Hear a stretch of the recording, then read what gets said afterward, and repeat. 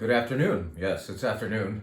I've had a hard time getting around to getting this video produced, but welcome to another Wine Steward video and happy rehydrating February. The dry thing is over with, and thank you, Sharon, for rehydration January, or February, I should say. That's what we're into now. So can we inspire that with a few delicious liquid treats? This one is very timely. If you hadn't noticed, one of our local teams is participating in a great contest of football in about a week and a half. And what we've done, what we've acquired to honor that, are among like a lot of great wines that are red in color, this football-shaped whiskey, which is actually damn good whiskey. But what's really clever is the packaging. Yes, it's a football. Now there's a little missing off the top because someone had a little bit of it. Yours will be full, and we're bringing in a limited amount of these commemorative, it doesn't even say 49ers anywhere on it. So like, if the Chiefs happen to be your team, you know, you can still celebrate with this bottle of very good bourbon. I think it's bourbon. Let's have a look. Yep, it's bourbon. Canton Bourbon. Yes, it's actually made in Cooperstown, so they do a baseball one too that we might carry later. And anyway, it's darn good stuff and very timely, very festive. It's got a gridiron on the bottom and all that. I know it's silly, but we get silly with our sports teams, don't we? So why not celebrate with a bottle that is football shaped of damn good bourbon whiskey? All right. Now, let's tell you about a cheese that we brought in that has nothing to do with that whiskey. This is actually from Champagne, France. It's a type of cheese called Langres. It's an AOP, Appellation Origine Protégée, we could say. And basically, it's really freaking good soft cheese. You might be able to see that there's an indentation at the top of this soft cheese. It's only held together by this cup here, and I gotta get back in the fridge in a minute. But that indentation is meant to support a little bit of champagne. Nowhere near enough for me, I would say. You can also, the custom is to put some champagne in there, or maybe a liqueur or a spirit of some kind. If you did a spirit in there, I suppose you could set this cheese on fire, and that would be spectacular. But I'd really rather eat it, and it's delicious. It is cheese of which we brought in just a small amount, just like those football-shaped bottles of whiskey, and we want to try it out on you. We are always bringing in new cheeses and not raisins. I know that's looking weird, but I needed something to hold up to prop the product. So voila, Langres cheese from the Champagne region of France, from the actual place where champagne is made. A beautiful cheese. Voila. Now, so much is going on. Even though it's a slow time of the year for us, we still have to keep you excited by acquiring new things. And when we get the chance to buy something of which very little was made and very little was imported, and you'd better buy it now or you're going to miss out, well, we do jump because enough of you do. So let's tell you about a couple of things that have just arrived that are really damn good. And let's actually lower this camera just a little bit so you can see these bottles fully. These are two wines that look identical, and yet if you were to read the fine print, you would see that, yes, they are the same producer, Sommez Michelin, a Macon producer that I would call my absolute favorite. So Macon is in the southern region of Burgundy, and here are two bottlings from them. One is a Saint-Véran, and it is less expensive, and one is a Premier Cru Puy-Fusset. And a Premier Cru is only recently applied to certain Puy-Fusset vineyards. Did you know that? It's the high-end ranking of the Côte d'Or, farther north, is now being applied to certain vineyards in Puy-Fusset, in the Macon region, the deep south of Burgundy.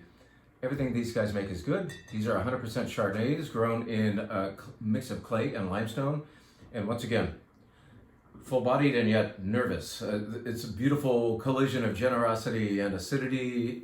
You'll want to take second sips of these beautiful wines. Second sips and second glasses. Only got a little. Only got one case of the Puy-Fusset and two cases of the Saint-Véran. So step right up and enjoy some of my favorite Macon, will you? How about, what else came in that's rare? All right, so this is not so rare, but it's always damn good. So damn good with that we always put it in our world-class wine club when Castello di Bossi chooses to make a Reserva Chianti Classico. They don't do it every year. They do it in the good years. 2019 in Tuscany, fantastic year for Sangiovese, of which this is made. Beautiful Sangiovese. Beautiful reply to Brunello di Montalcino, I would say. Very ageable this year. It's a compact, darker vintage that will unwind slowly. Beautiful, beautiful, beautiful. We know this wine well, and so do you, because we've been carrying it for years. I've turned on a lot of you to this. This is the first time we've ever been able to obtain this. It's Big Brother. It's only been about 10 or so years that Tuscany, hey dog, what are you doing?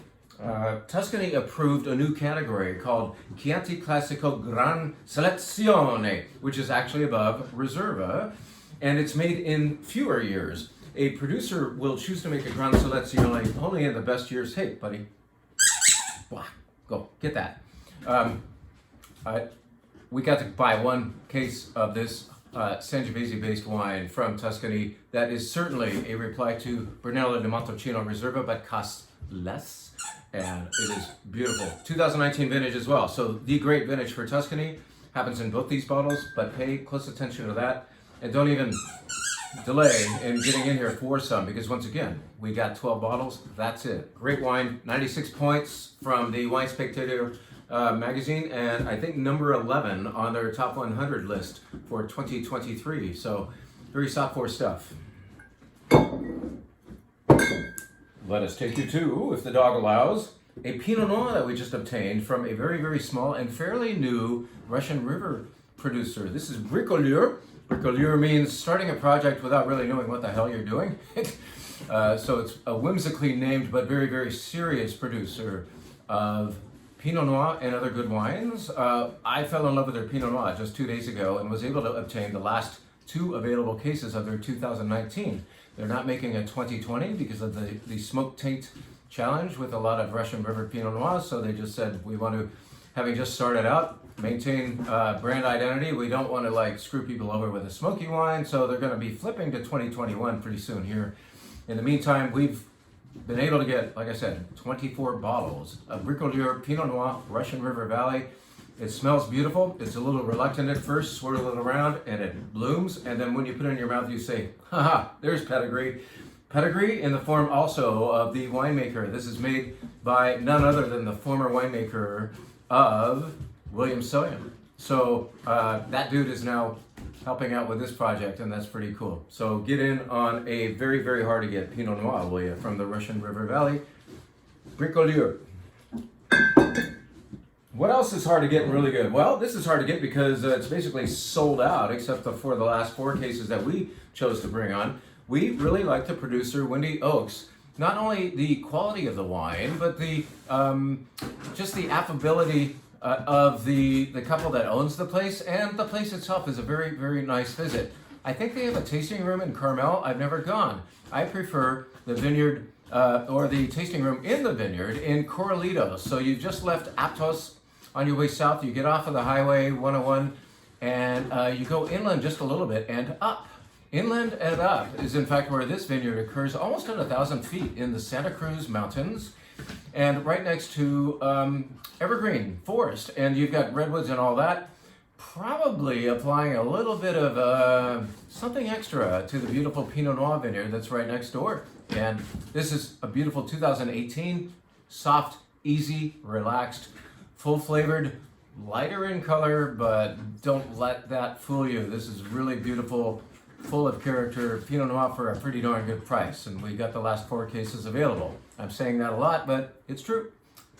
Windy Oaks Home Ranch, I think it's a estate.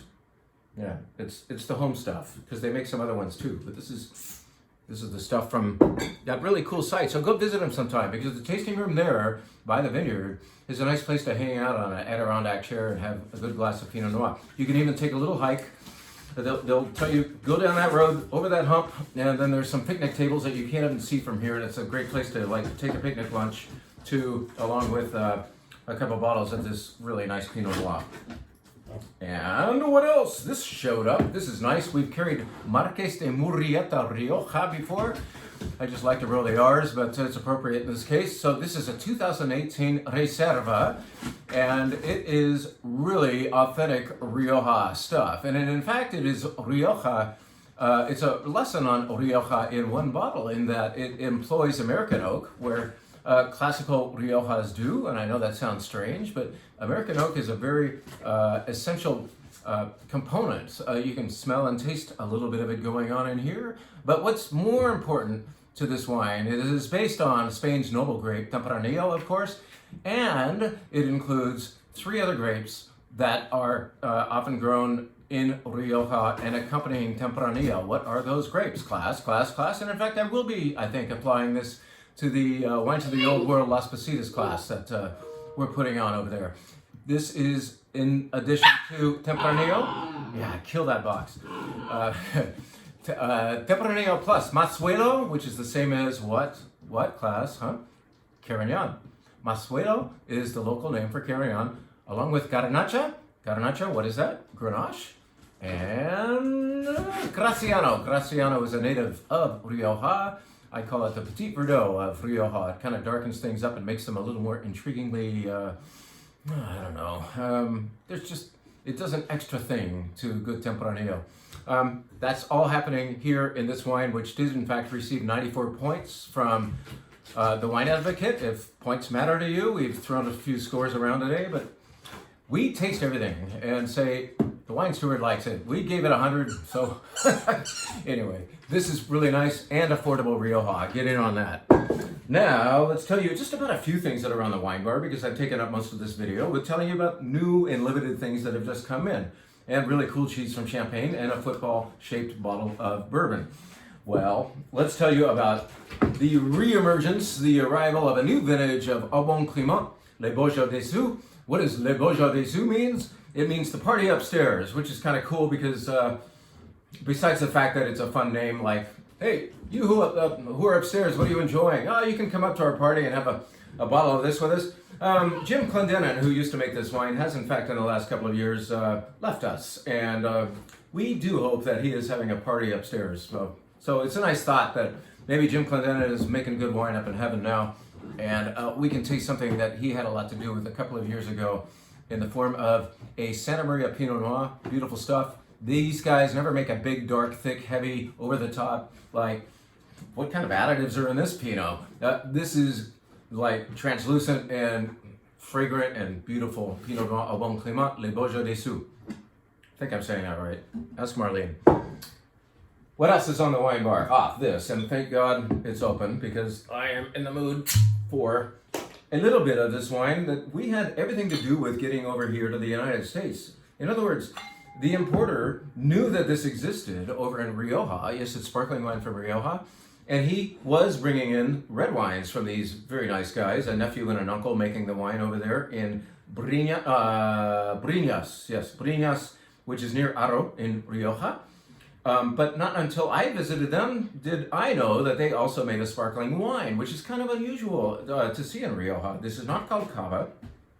It does use the cava grape called Viura, and a little bit of Malvasia, and a little bit of Garnacha Blanca. So that combination adds up to this Brut Nature, meaning no dosage, sparkling wine from Rioja. Don't call it cava. You don't need to. Things can be good without being called champagne or cava. This is just damn good, intriguing sparkling wine from Rioja that we are very, very proud to have something to do with bringing it over here. Good job, you just pulled down more stuff. You should see the mess over there. I mean, this office is messy and this back, yeah, anyway, that's chaos. Which is why I need this. Anyway, very good sparkling wine. Why am I telling you about it? It is the sparkling wine of the week, perhaps for the last time, because we've bought down all that the importer brought over from Spain.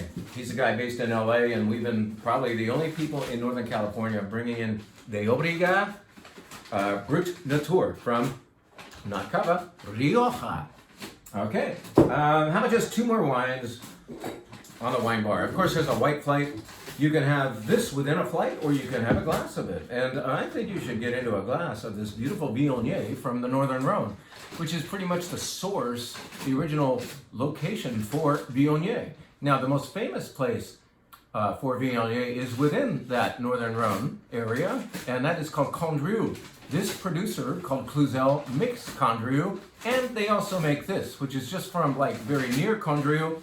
And yet, because it doesn't have that fancy real estate name, it costs a heck of a lot less. Condrieu nowadays is $60 and up, whereas you are under 30 here for a very Condrieu-like Viognier that is not over the top. It's pretty, it has delicate fruit cocktail qualities, and it's not gloppy like some of, I'm gonna just say it, some of the California Viogniers just go too far and you don't want to drink more than one delicious sip. You say, oh, that smells good, that tastes good, and I'm done. Well, this is drinkable. Drink a whole glass of this beautiful Viognier. That's not as expensive as Condrieu. The appellation is called Collines Rhodanienne. So that's kind of like saying the Côte du Rhône of the Northern Rhone, okay?